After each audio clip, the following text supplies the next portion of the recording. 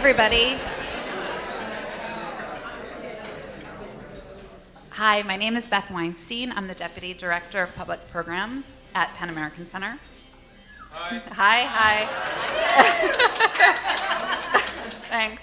Penn American Center, above all, is a literary organization. We are made up, that's my soundtrack. We are made up of 3,600 writers, editors, translators, colleagues who know what it means to labor over a word choice, to labor over the arc of a story, the development of a character. Penn DIY, a series that launched just last month, is one of the ways that we are reaching out to demonstrate that literature is accessible, it's approachable, and that we believe it's essential to understanding our lives. Penn believes that literature is more than pages bound in a book, that it's a way of thinking, of engaging with the world, and I can't imagine a better way to express this than with the DIY that you're about to see tonight. Justin Vivian Bond knows how to use words to be in the moment. Justin Vivian Bond knows how to use words to take a flying leap, and with words, V absolutely soars. I would like to introduce Mike Albo, who is a dear friend of Penn. He's a satirist, a comedian, a writer, and he's been on this stage for the last DIY, and will be here for next month as well. Thanks.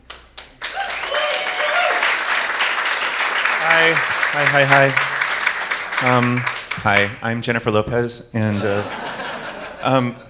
I am really happy that Vivian is here. I've been friends with you forever, for at least, well, I became obsessed with you. I know I told this for a time, but when I was 19, I went to this National Gay and Lesbian Task Force conference in Los Angeles, and Vivian was one of the speakers. I don't know what the subject was, but I saw her and I was just like, wow! And like, what a gorgeous person.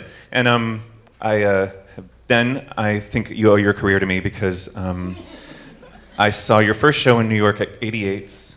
Do you remember that? Yeah. I was one of the 5 people in the audience, and so I know you guys all know and love Vivian, but let me just do a little bit of an introduction. Justin Vivian Bond is an author, artist, chanteuse. I like to call her the Emprex of downtown performance. In 2007, Mix Bond was nominated for the Tony Award alongside Kenny Melman for Kiki and Herb Alive on Broadway. Some of her shows have been The Drift, Mix America, which I loved. He's the author of Tango, My Childhood Backwards and in High Heels, put out by the Feminist Press, the excellent Feminist Press. And December 17th through 23rd, for 7 nights at Joe's Pub, Vivian is performing her Christmas show, Star of Light. And now, Vivian's going to talk about how to take a flying leap. No word is an island. Justin Vivian Bond.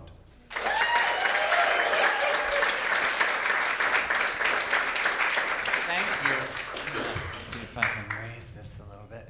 I'm excited to be here. I'm going to put on my lipstick too, because I want to.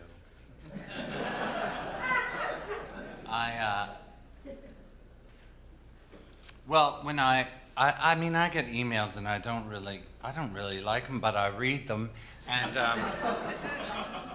so I got asked to do this DIY thing by Elizabeth, and so I think you initially asked me to do something about glamour or whatever, and so I had initially thought, well, maybe I could do a thing where I would tell everybody how to do a French twist, because they wanted me to do for 20 minutes. So you just take your hair and you twist it up like that, and then you take one bobby pin and you put it down through, and then you take a second bobby pin and you put it up through, and then you have a French twist. But that didn't take 20 minutes, did it? So I thought, okay, well, maybe I'll talk about my process, because I was in a cab one time with my friend Michael Cavadias after doing a show, a performance, and he said, "Girl, you're such a good writer." And I said, "I don't write, I just make things up." And he said, that's writing. So that was a real eye-opener for me. And I was like, oh, well, just making things up is writing. I'm a pretty good writer, I guess. So I decided I would kind of talk about my process tonight and how I sort of approach writing shows and how I also approach writing stories and even how I approach writing my life because, I'm a big fan of Joan Didion, and she said we tell ourselves stories in order to live. Well, I tell myself my life story in order to be interested in continuing. So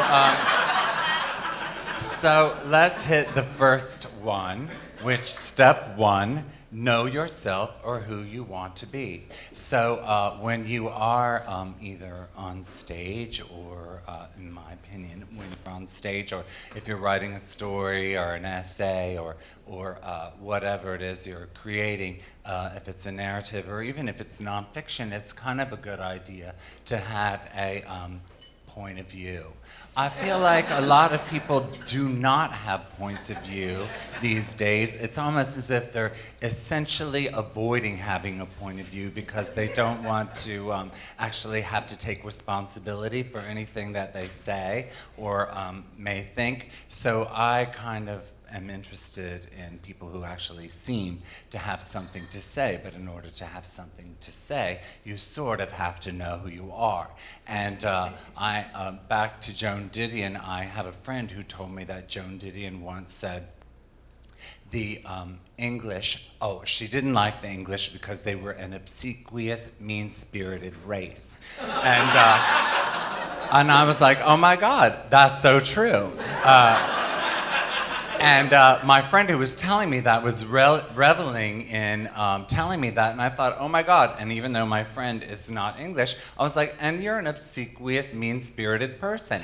So then, of course, I had to filter that through myself to decide if I was an obsequious, mean-spirited person because, that's how I think. I go, I look at the outside stimulus and evaluate that, and then I filter it through my own experience, and I decided that I am definitely occasionally mean-spirited, but I am not obsequious because I don't really hand out false compliments. I like to compliment people, and I like to say what I at least perceive is the truth. So that's one thing about me, and and so I feel that if you are going to write about something, it's a good idea to know who you are, and a great way to know who you are is to explore what interests you. So the next topic, I believe, is fill up the tank before the trip. Let's get unconscious. So if you are going to be the sort of person who is willing to take a flying leap, one of the things that you have to do is to trust your own instincts, and you also have to have, I think, a kind of a breadth of experience and knowledge, and not judge yourself too harshly. So I spent many years in Jungian analysis, and when I was doing Jungian analysis, I would go in and my therapist would say, "Did you dream anything?" And I would say, "No," because I didn't really dream very much at that time, so I wasn't really able to analyze my dreams. But at the time, I was working on a show or a character named Kiki, and I had kind of created this character in many ways, so this wasn't something that was coming from me, but it was an actual character that I researched and developed. So this is character development, as they say, I guess. So I had done a lot of research about the history of cabaret, and I was very interested in the people who were cabaret artists or nightclub performers in the 50s and 60s because they were kind of at the top of their game, if you will. And they were very hip, very cool. They were making a lot of money. And then all of a sudden the Beatles and rock and roll came along and they were done. They went from being these huge sort of stars on television and live venues to being nobody almost overnight.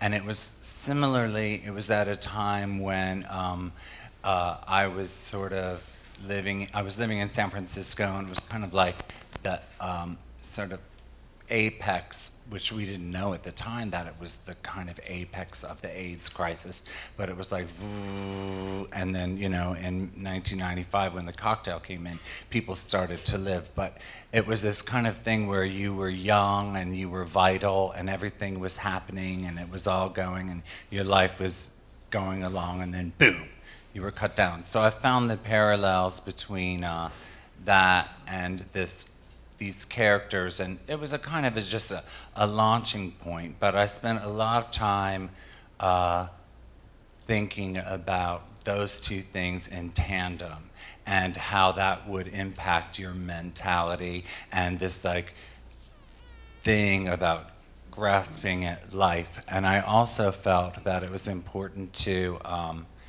think about if I could make this character so reprehensible in a kind of very judgmental world that I could, and also make them love this character at the same time, then I would be helping to expand people's consciousness about how to deal with otherness. So I would quite often, well, every week we did our show at this restaurant in San Francisco called Eichelberger's, and every week in the cab on the way to the restaurant we would take mushrooms. And we did maybe 2 or 3 sets, maybe one at 10, one at 11, and one at 12, or might have been a little bit later, but we would basically walk in the door of the place in character, and we would leave the venue still in character. And I never broke character, and when I was there, and even a girlfriend of mine once came up to me and said, "Kiki, I am having my period. You have a tampon?" And I was like, "Sure, sweetheart." And I reached in my purse and brought one out, and it wasn't until she got back from the bathroom that she was so shocked because she had forgotten I was Kiki, and then she realized that why would I have a tampon? And I was like, well.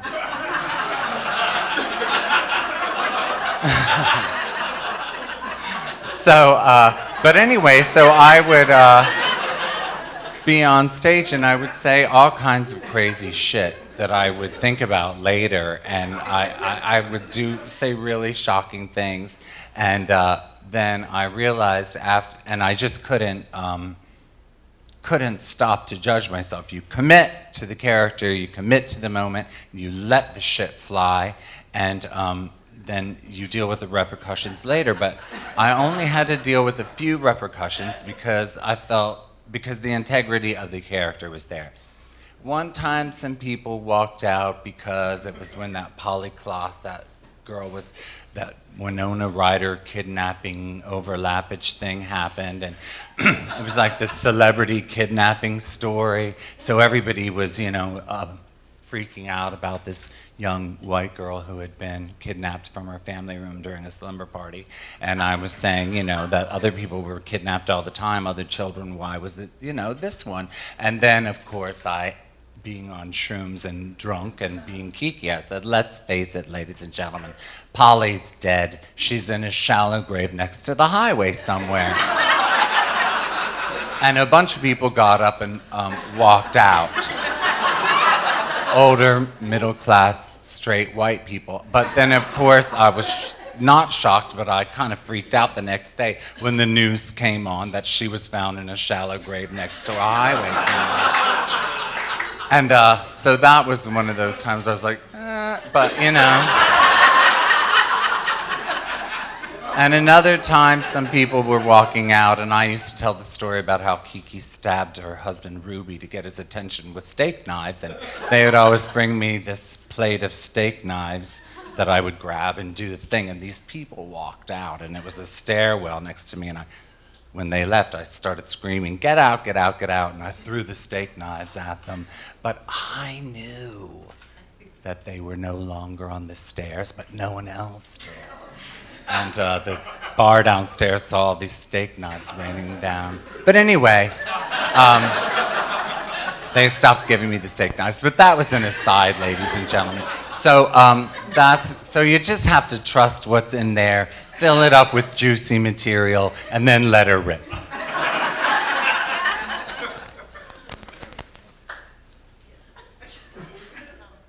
The next one, step 3, the Surrealist tranifesto. Nothing makes sense anyway, so whatever. So sometimes people will ask me to write for something. They'll call me up and say, "Will you write for our magazine, or will you write for our journal?" And they'll sometimes be presumptuous enough to present a topic. And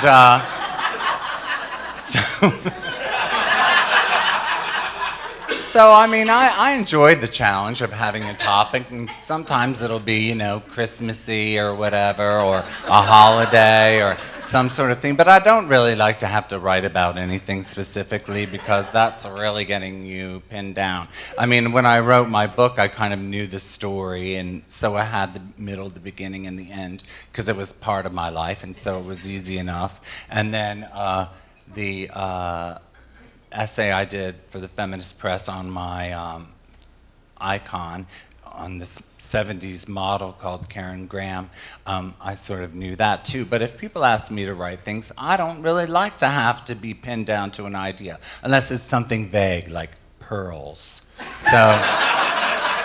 So I did an essay for Document magazine on pearls, which was really good. And another time, this magazine in London asked me to write about Christmas. So I wrote about some sort of lesbian breakup over the Christmas holidays. But I didn't really think about it too much. I just started writing, so I might have said, the lesbians were sitting by their tree, which was covered by a vague spider web with singing spiders on it. They weren't quite sure what song the spiders were singing. I'm just making this up as I go along. They weren't sure what songs the spiders were singing, but the spiders knew, and they also knew that if they kept singing long enough, the lesbians would either be upset or begin to understand what they were saying, in which case they would be even more traumatized. And so I might write for a while, and then I might get stuck.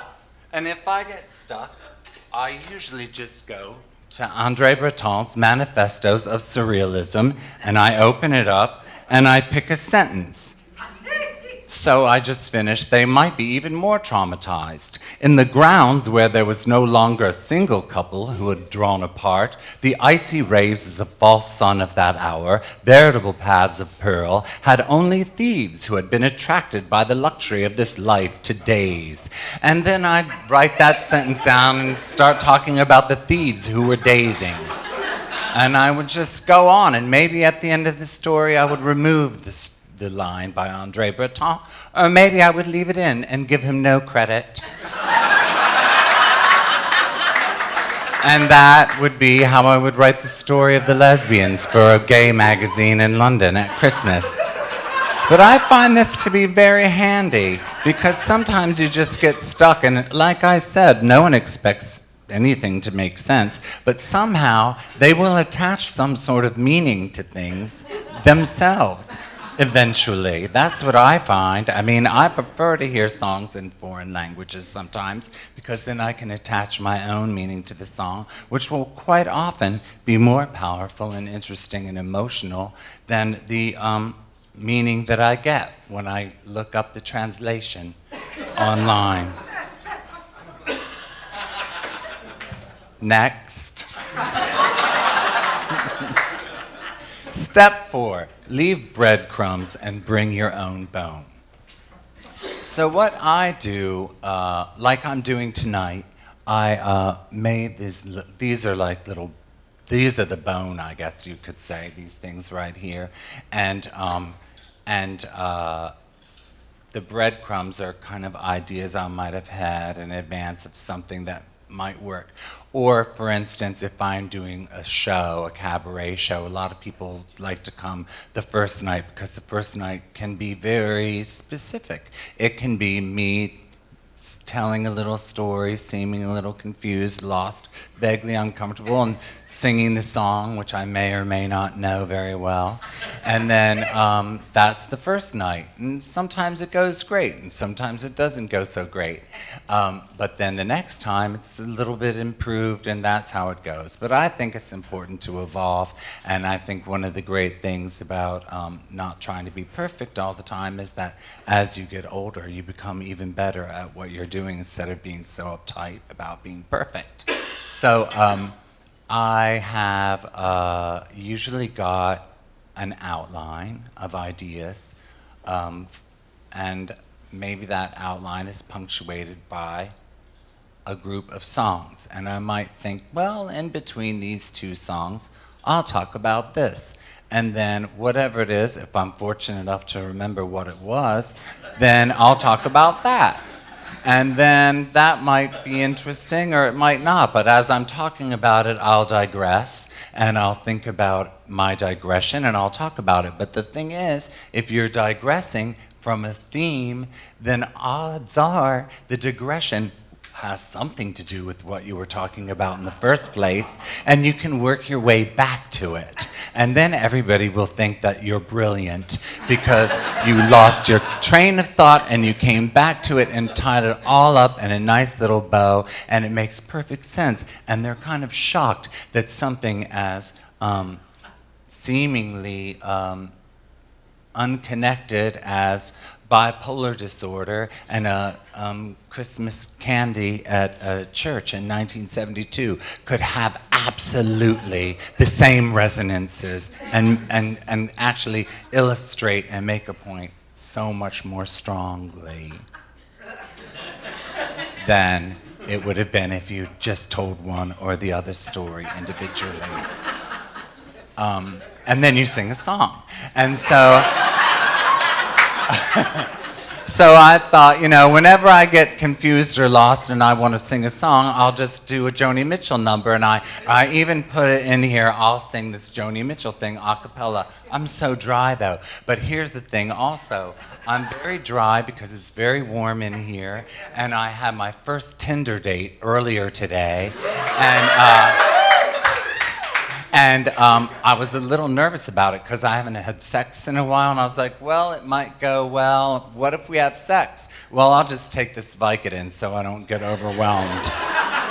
I don't want to feel too much in either way. If it goes wrong, I don't want to feel too much, and if we have sex, I don't want to feel too much either. So I took a half of Vicodin, so I'm a little dry, ladies. I mean, I took it hours ago, so I'm sure it's worn off.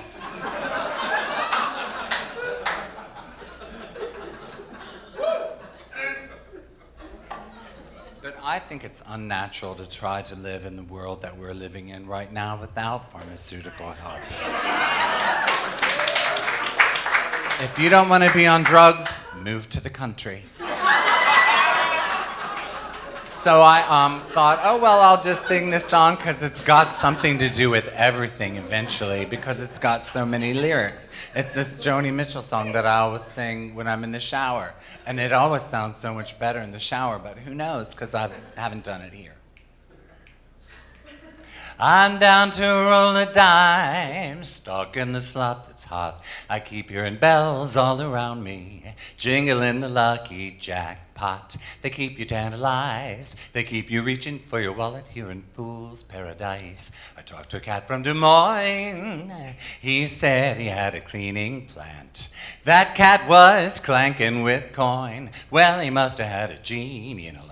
'Cause every time I dropped a dime, I blew it. He kept ringing bells, nothing to it. He got 3 oranges, 3 lemons, 3 cherries, 3 plums. I'm losing my taste for fruit, watching the dry cleaner do it. Like Midas in a polyester suit. It's all luck, it's just luck. You get a little lucky and you make a little money. So clearly she must have... Thank you. I mean, Joni's not all about linearity either. So that is 5. If you don't stop yourself, gravity will splat. And so that is the scenario where you somehow have to have an ending. That is the thing that people get disappointed by so often, is the ending, ladies and gentlemen. And I just found this quote also. This is an actual Breton. Less time than it takes to tell, fewer tears than it takes to die. I have counted everything, and there you are.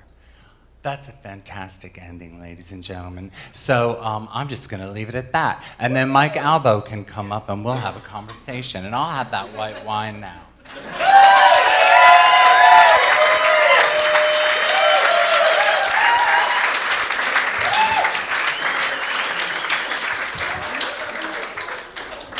I'll have a white wine too, please, Beth. Thank you. Okay, so I'm going to talk. Oh, wait, let me see what time it is. Was I there for 20 minutes? I could talk. No, you were good. That was good. That was good. Me 36. Okay. What am I going to say? Oh, yeah. All right. So let me get this straight. You have when you go off, you keep in the back of your brain the original subject, right? That's the one rule you have when you're on stage. Is like. Yes, the one rule I have when I'm on stage is that I'm talking to the audience, and that I have to really keep that in mind. Great. Okay. And hopefully, take them with me so Right. that, So they might not know where we're going, but I want them to trust that if they stick with it, we'll go somewhere.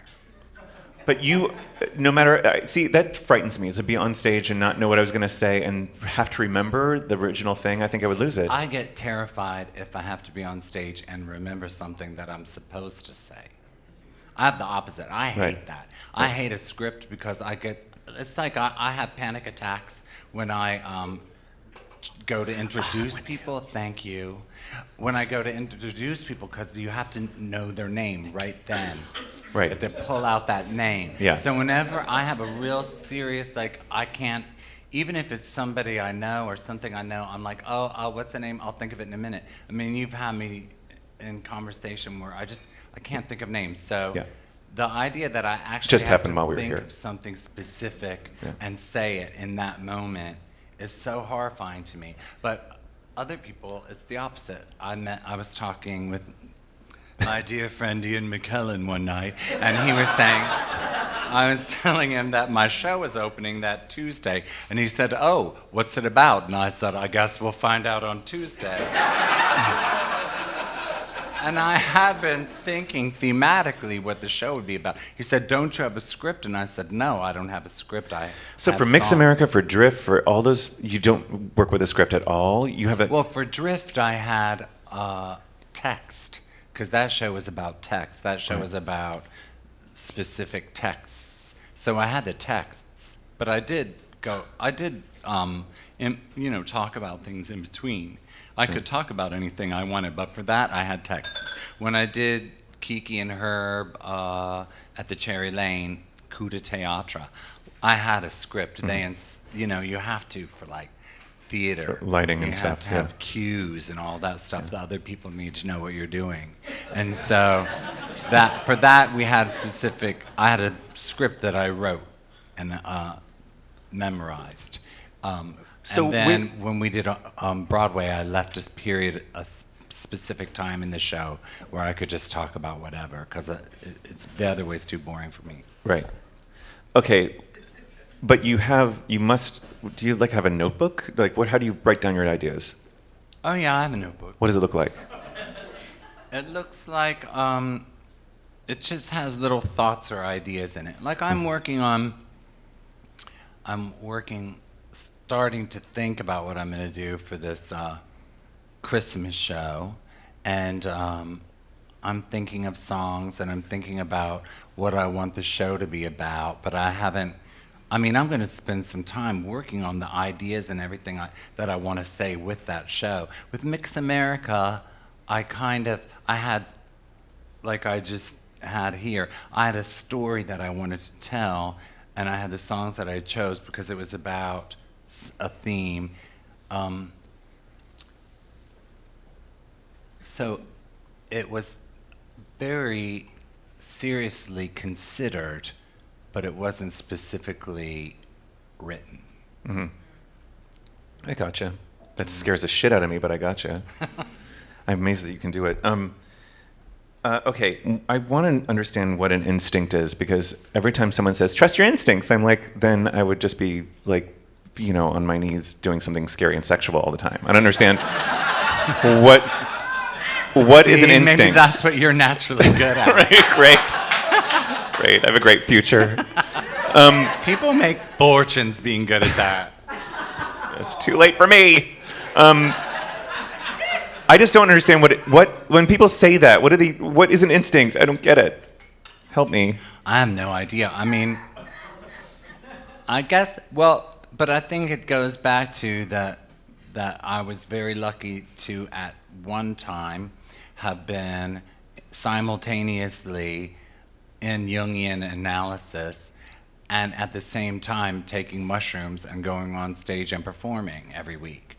Because what I learned was that the way to not be self-conscious is to not think about what you're doing.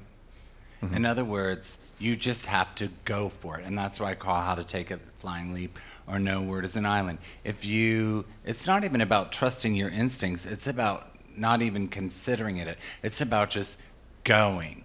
Like, you just know that you have to go. Here's why I think Madonna is a shitty singer. Because every time you see Madonna sing, you can see her listening to herself. She's not singing to anybody. She's listening to herself sing because she's so self-conscious about it that she can't really do it well. Now, when she's in the recording studio, maybe that's how her records end up being, fairly decent sometimes, is because she's in the studio and she should be listening to herself and she can go back and fix things. But she's not a natural entertainer as far as singing because she's too busy thinking about what she's doing. When you're doing it, you can't judge it. You can't think about it. You just have to do it. And I don't know if that's trusting your instincts. I think it's about disregarding anything and just doing what you have to do. Yeah. It reminds me of this. Please applaud that. That was beautiful. But it reminds me of this thing in Tango, which I love this line. I just reread it last night, and it's better the second time even. Oh, thanks. It's really good. I wonder if my mom would feel that way. Well, you thank her in the end. You say, thank you for raising me the best way you knew how. Yeah.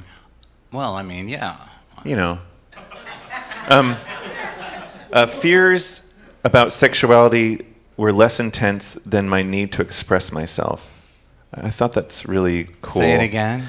Fears about my sexuality were less intense than my need to express myself. Right. I feel that. Like, you just have this urge to express yourself, right? And that came first or something, right? That was Well, that's what was it, I guess, exciting. I mean, I found interesting people to be interesting when I was young. And they were interesting because they were doing or saying something with a kind of a fervor or a kind of a joy, or just because they didn't give a shit. And those were the people that were interesting to me. And I found that if I could do that, then I was interested in life. And so that's why it was important to me. So I guess that is, for instance, I feel like when I had a eureka moment was when there were all these people that I admired, and I still like to sort of go back and mine the things that were my initial inspirations of, oh, I want to be like that, or I want to be like that, or that's so interesting, or I love this singer, or whatever. And then I finally had the eureka moment when I was obsessed when I was in high school with Vanessa Redgrave because I liked that she was a talented actress. I liked the way she looked, and I liked that she was so political, whether I understood her political views at the time or not. I liked people that were willing to fight for what they believed in. Even though, I always knew I was a feminist, but my idea of feminism was, something that I concocted as a child, which I write about in my book too. But I realized, oh, I'm never going to be like Vanessa Redgrave because there's no one else like Vanessa Redgrave. The only way I can be like Vanessa Redgrave is to be as much like myself so that there will never be anybody other than me like me. And so that was a eureka moment that I had. And so that's why it's important for me to express myself because that is how I find out. Yeah. And it's Who I am. been, knowing you and seeing you perform for so long now, it's been such a evolution, and I think I can most see it through your voice. Like your voice has become more evolved as you've become more evolved. I don't know if evolved is the right word, but you know what I mean? Like your voice is like this comfortable oboe that I just want to like hold in bed with me or something. It's so nice. Wow, that's very nice. It's so glorious, I love how it came from this time of anger, and this time of AIDS trauma that you had to work through, and you would think that you would have like destroyed your voice from those times of screaming. You know what I mean? But then Right. somehow you trained it. Well, I used to joke it was my only developed muscle. But also I think because it was rooted and it was grounded in a truth. Yeah. And so therefore I wasn't straining. It was real. Right. So I was like, Kenny and I used to talk about the concept of duende, which is this like passionate, almost like religious fervor and chaos created by it that was something that we were feeling when we performed, and so we would think in those terms. And so I think that's why neither of us really somehow permanently damaged ourselves. Because, I sang really, really hard. yeah. And then moving beyond that to your own stuff, how was that transition?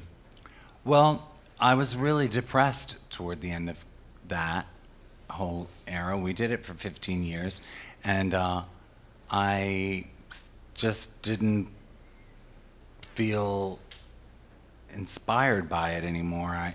I had gotten past being interested in it. So then I started drinking too much and doing too many drugs and being really unhappy.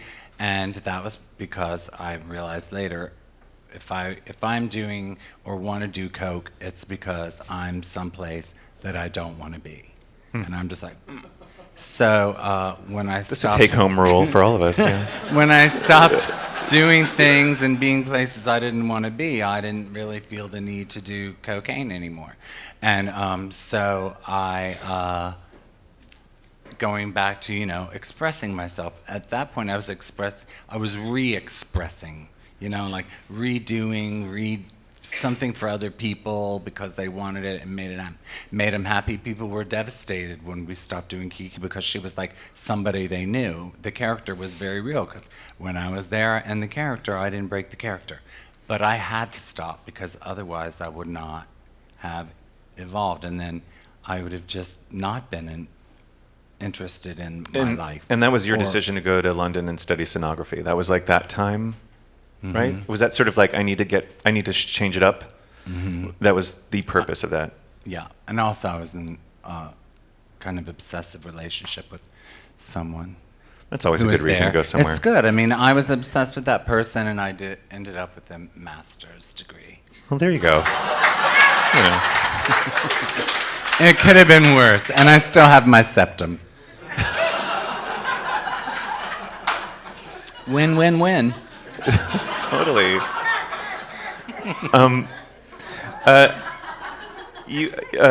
The first times you were on stage was Kate Bornstein play, right?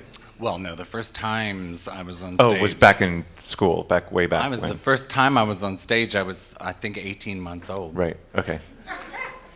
So I mean, I always kind of liked being on stage. Right. Okay. But correct me if I'm wrong. But a breakthrough moment for you personally was that was when I felt like I'd always wanted to be a performer, and then I graduated from college, and I thought, well, I didn't enjoy acting in college, and I didn't know if I was talented.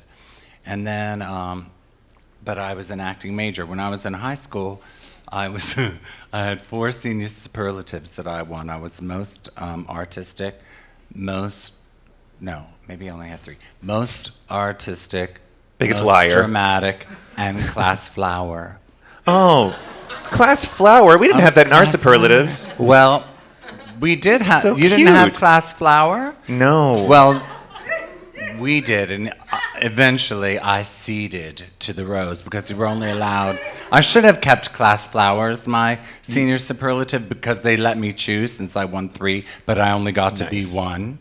So I chose most dramatic because I wanted to be a theater major, and I thought it would help get me in. Looking back, I wish I'd chosen class flower. But so great. I thought I wanted to be an actor, but I knew I was better at painting. I knew I was better at music, and I thought, okay, so I'll major in acting. And it wasn't until this year that I realized that I actually really don't enjoy acting. But it was so much a part of my identity of who I was going to be and what I did, and I trained to do it for so long that I never quite just stopped. And so I stopped in the 80s, and then I went to San Francisco and I did Hidden Agenda, which then introduced me to queer performance because I didn't have any exposure to performance art before that, even though I was kind of living in New York, but I didn't know that world. I didn't know the Lower East Side at that time, and so I was completely ignorant of it, which is why I don't judge young people for not knowing history or culture, because you only know as much as you're exposed to. So it's not fair to judge them for not knowing that, Kiki and Herb happened 15 years ago and was major to you. I mean, they don't fucking know who Kiki and Herb were, and why should they?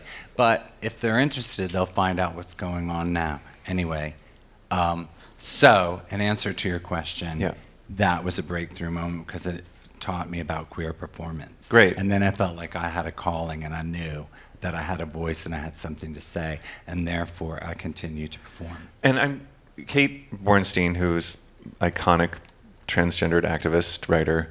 I'm curious about how she might have informed you about performance and identity. And I hate the word identity, but do you know what I mean?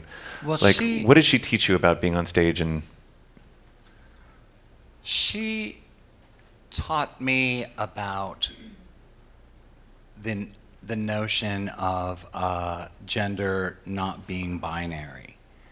So I thought you either had to be a man or a woman, and I knew that I wasn't a man, but I also knew that I wasn't a woman. I didn't want to become a woman any more than I wanted to become a man. I just wanted to be myself, and I knew that I was not comfortable in either of those places, and she taught me that there was someplace else that you could be. So that was a massively important lesson. It was a liberating lesson, and it's one that I've played with. I mean, at points when I was 40, I cut all my hair off, and I sort of lived in this kind of like more masculine way. I mean, I say that with quotation marks around it.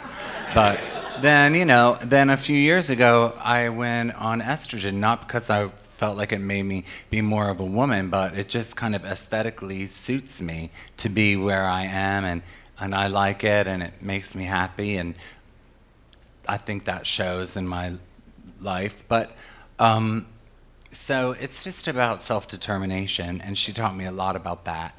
And then we went to I think it's the Agnes. No, that's a French designer, Agnes Agnes B. B. We went to this. We went to this queer performance festival in Seattle, the Alice. Oh, yes, Alice B. Toklas Alice Festival. B. Yeah. Yeah, in Seattle. Agnes B, Alice Please. B, whatever. So many. They're both in France at some point. Right. They're sort of similar. Like her clothes are very Alice B. Toklas to me. Kind of, just very, But that was the year that the NEA 4 were defunded. And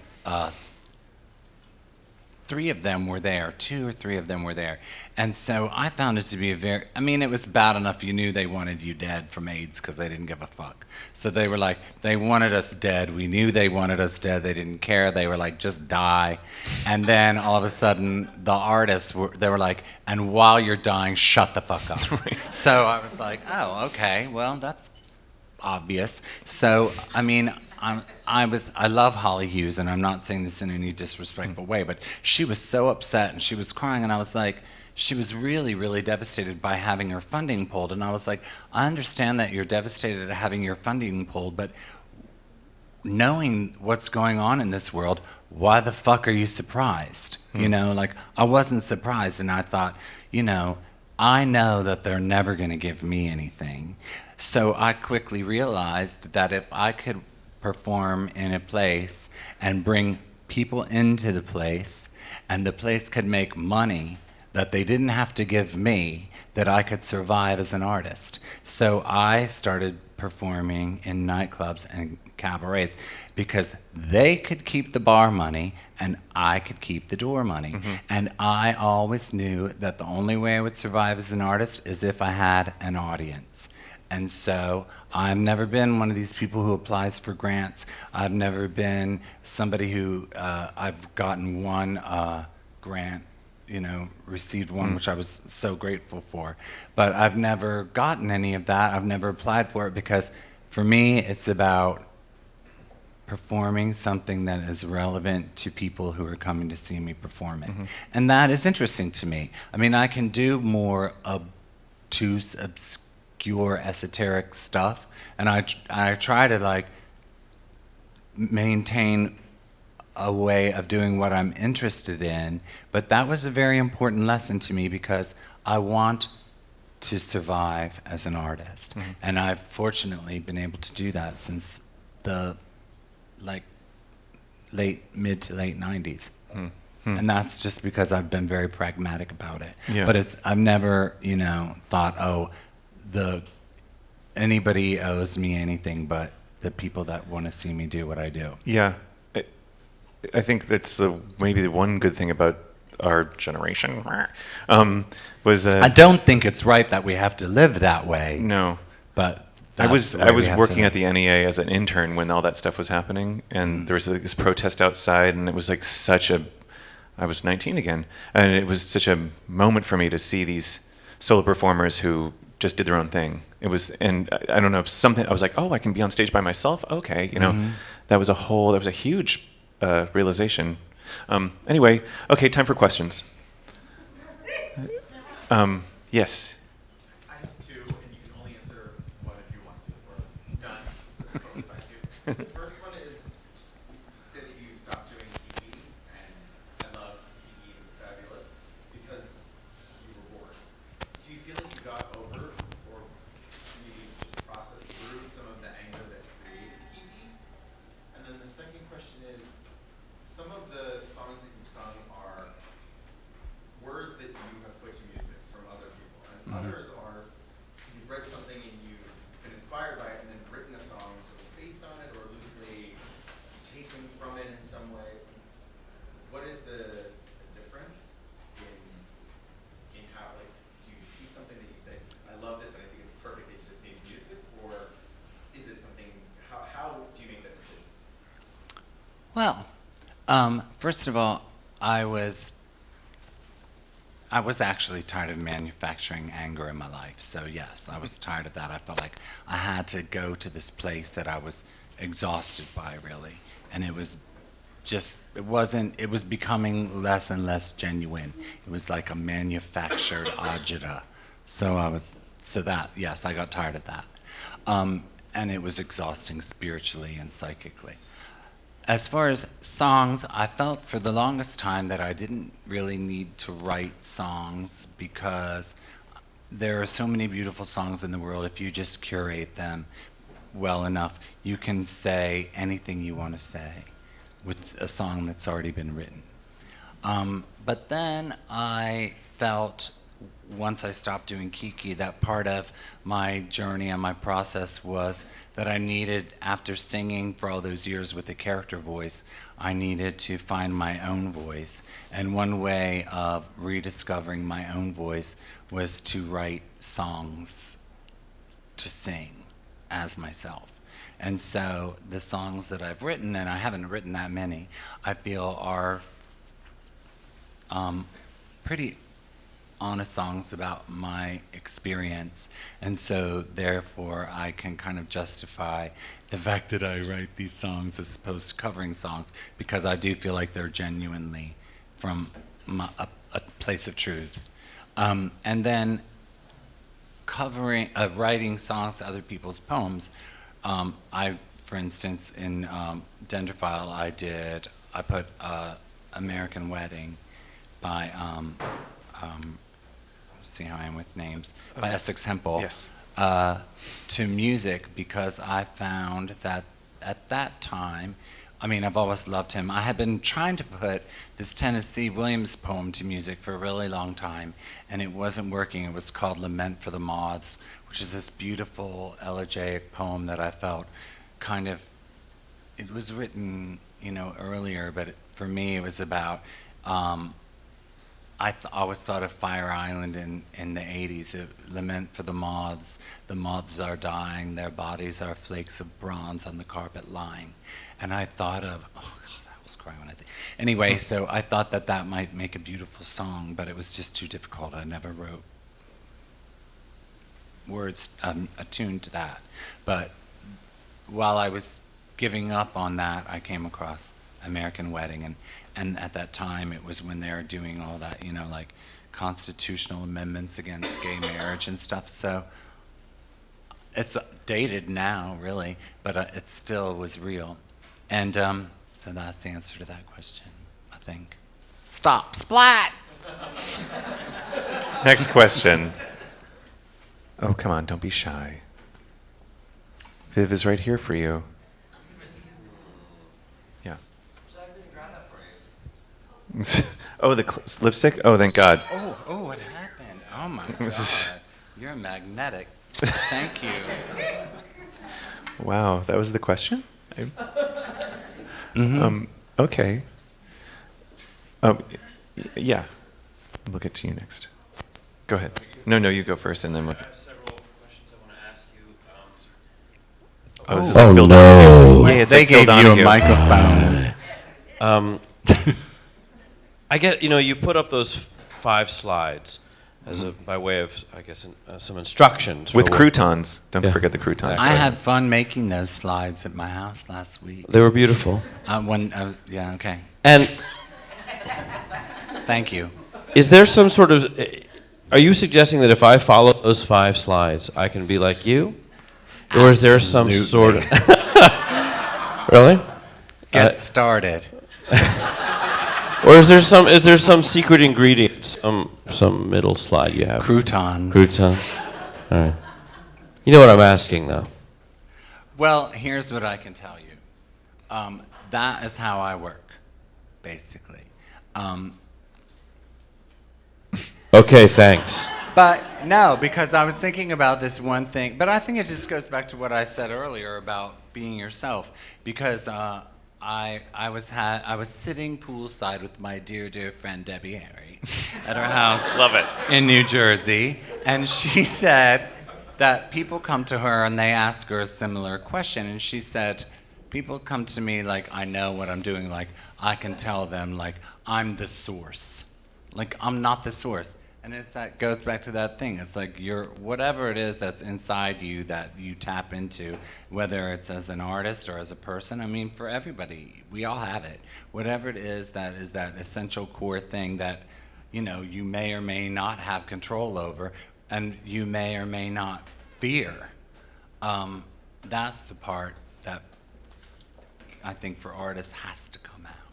And so when she said, oh, they asked me like I'm the source, like I can give them an answer. No, because I'm not the source. It's just something that comes out. I mean, you can't really define it. You might be able to control it, but, it's...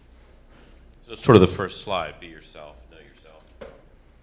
But a lot of people don't know themselves and they're good artists, but there's something that comes out of them that they have to express. I mean, and they might make shitty art, but they might be good networkers. Or, yeah, back there's a question. It's not really a question. I've just recently been introduced to you over, I would say, about a week and a half. Oh my God. And when I... Wow, so much to catch up on. May not even have been a week and a half. Are you on Tinder? Oh, I'm so flattered. Thank you for saying that. But you are going to be seeing a lot more of me. I'm going to be following. I learned a lot about you before I came tonight, and I was invited to this. And you spoke to me. You know someone's really good if almost everything they say, you completely feel like that you're speaking just to me. Well, thank you. Thank you. That's so nice. A little corny, but I had to No, say I that. like that. It's true. I like it. Thank you. Anyone else, please? Didn't you want to ask something, or did Julian ask your question? Yeah, I thought. Oh, I see. Okay. All right. Will you just sit there and shine? Over here. Hold on. I love how Phil Donahue this is. I love it. I know. It's exciting. 'Cause Hi. I started the Oprah Chopra meditation today too. Oh, really? Which I only really started so I could tell people I'm doing the Oprah Chopra meditation. Oprah 21 days of learning how to, discover and honor your desire. Nice. Wow. I'm just fascinated by the story you told before about giving your friend a tampon when you were in character as Kiki. And I just want to know. I also gave her a vibrator and told her not to come out of the bedroom until she had an orgasm. But she did. She came out crying. She's like, I just couldn't do it. I was just curious, when you were in character as Kiki, what kind of tampons you bought? Were they OB? Oh, well, I lived with 5 lesbians at that time. Okay. So I just said, oh, can I have this tampon for my purse? Honestly, I do not know. It was probably one of those kinds that gives you a toxic shock. Thank you. Okay. Do you have an actual question, Steph? Yeah. The auspices of freedom to marry and the inalienable rights that everyone has That everyone has? that seems to be a gift now. Oh, yeah. In our country. What do you see with gay history and the youth not actually wanting it or wanting to understand it? Also, with the older generation not wanting to reproach the age crisis. Do you see that that's an issue? Wait a minute. Let me see if I understand your question. The younger people not wanting to know the gay history? Well, my experience is that the young people I know do want to know the gay history. So, I think that's a kind of, like I said, you can't judge them for not knowing what they haven't been exposed to. But I think that, as I didn't know anything about performance art, I wish when I was in my early 20s, because I went to a theater school in Long Island for a Bachelor of Fine Arts, and where they told me at my freshman evaluation that if I didn't butch up, they were going to kick me out of the school, and that I would never work in the theater. And it was a bunch of older, closeted, self-loathing homosexual men that were telling me that. And so I was not exposed to, Ethel Eichelberger and or Charles Ludlam, or any of that sort of thing, because that was not on the syllabus. I think now there's a lot more freedom to learn and freedom to teach things that are going on. So, And maybe that's the next great fight. Like, it really bugs me that there is no gay and lesbian history in schools, you know? Like, maybe we need to try to make that happen, you know? Like, Yeah. I want, yeah. Yes, oh my God, I'm getting applause. Absolutely. Yeah. Let's do it. I finally said something to get people applause. I finally have self-esteem again. There you go. Just keep talking about that. I know, right? Oh my There God. you're onto it. My God, I'm gonna be the Bella Abzug of history, gay, lesbian history. And I don't know what you mean by reproaching the AIDS crisis. Many of my friends who are a generation or two older than I, Mhm. we both witnessed the AIDS crisis from two different sides. Mhm. One as a developing human, and one as somebody suffering through the chaos of it all. Mhm. And a lot of my friends who dealt with it then don't want to deal with it now, and I feel that that's a big issue for our history. Because there's so many beautiful people that I witnessed when I was growing up that literally were taken from me, Mhm. and no memorials, no funerals, and that was such a huge deal for me as a kid, because these were beautiful humans that gave me an insight that were taken from me. And people who were their age or older, that was then. That was too hard for them to talk about now. But they're still alive, and that I feel as a homosexual, that needs to be discussed. Yeah, it may be difficult, but you're still here. They aren't. Well, I think that I'm sorry to interrupt you, but I think that you have to respect people's grief and the profound pain that involves. There are people who are artists and people who are writers and people who were witnesses to that time period, who are willing to share and who are educating people. And I think now that the amount of time that has passed, there is becoming more work and more people that are able to talk about it. There have been several amazing documentaries made in the last few years. If you read C. Carr's book about David Vonarovich, if you read, there are a lot of things that you can learn. And then if you are fortunate enough to be intimate with somebody who is capable of opening up and being vulnerable in a situation where they can tell you things, then that's good, because then you've done the work. But I don't think a lot of people want to just start talking about stuff like that out of the blue. And I think that it's not something, tell us about the AIDS. I mean, all right, honey, come up here next to Tran Malls and lap, and I'll tell you all about the AIDS. It was a horrible time. I mean, you know. So I think there are ways of finding out about it. That is, you know, in the history book, when we have our fight for it's going to be like a paragraph like for slavery. It's going to be like, and then AIDS happened, and da da da da da. You know, we're going to fight for a little paragraph in a history book. But I don't know. Well, keep talking. I will. Keep getting that applause, Mike. Okay, Albo. I'm gonna do it. That's Gonna your do it. mission. Okay, one more question, please. Yes, over there. You were talking about just trying to, I don't know, you've made many Phil Donahue, comments do it. about surviving in the city, in the urban world as an artist. You were saying something about doing pharmaceuticals or Doing move to what? the country. What did you say? You don't want to take drugs? Right, move to the country. Oh, Okay, yeah. that's good. I mean, you know, you can. Right. So, I lived in the country, and I like taking drugs Was then, it too. better? My It's fun. father had a brain tumor, you know, so I got to take brain tumor headache pills when I was a teenager, and I enjoyed them. Nice. Wow, it's just like I'm floating. So anyway, I guess as the final question, I guess, what's your advice for, or what is your, to survive as an artist in the city? Do you feel like do you feel like you're free now that you're making money off of your art? Can you do anything? Do you feel like you're still captive? What would you do? And how do you survive? What would I do? Yeah. If you had all the money. Oh, if I had all the money in the world, I would. I don't want all the money in the world, first of all. That would really be annoying.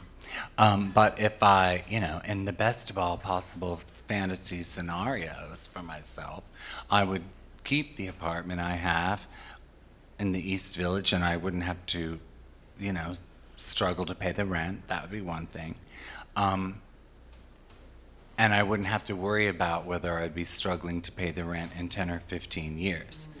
That's the really scary part for me. I can pay the rent now, but I don't have a 401k, and, I don't know what's going to happen, but so far, so good.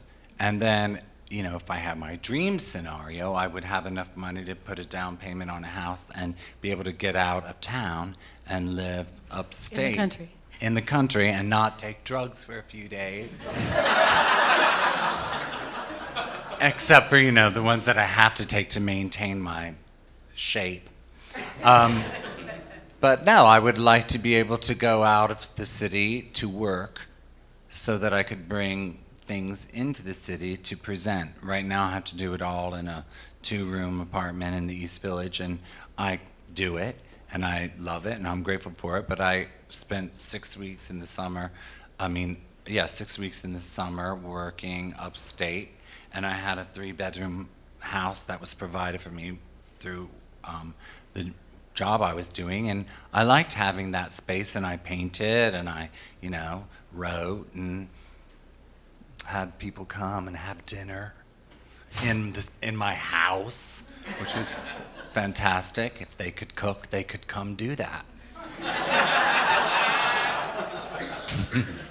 But it is there are sacrifices one makes, right? I mean, Yeah, absolutely. I mean, I live in constant, if I think about it, terror of what's going to happen to me when I get older. But I imagine most people do. It's Yeah. bad enough to, I don't mind getting old. I mean, I like being 51. I like being 51 much better than much more than I liked being 41, and I liked being 41 better than 31. So, in that regard, I feel like I'm vital, but I know it's not always going to be that way. And so that is my only fear, really. Otherwise, I don't give a shit about anything. Yeah. Yes, that's a good way to end. Thank you so much.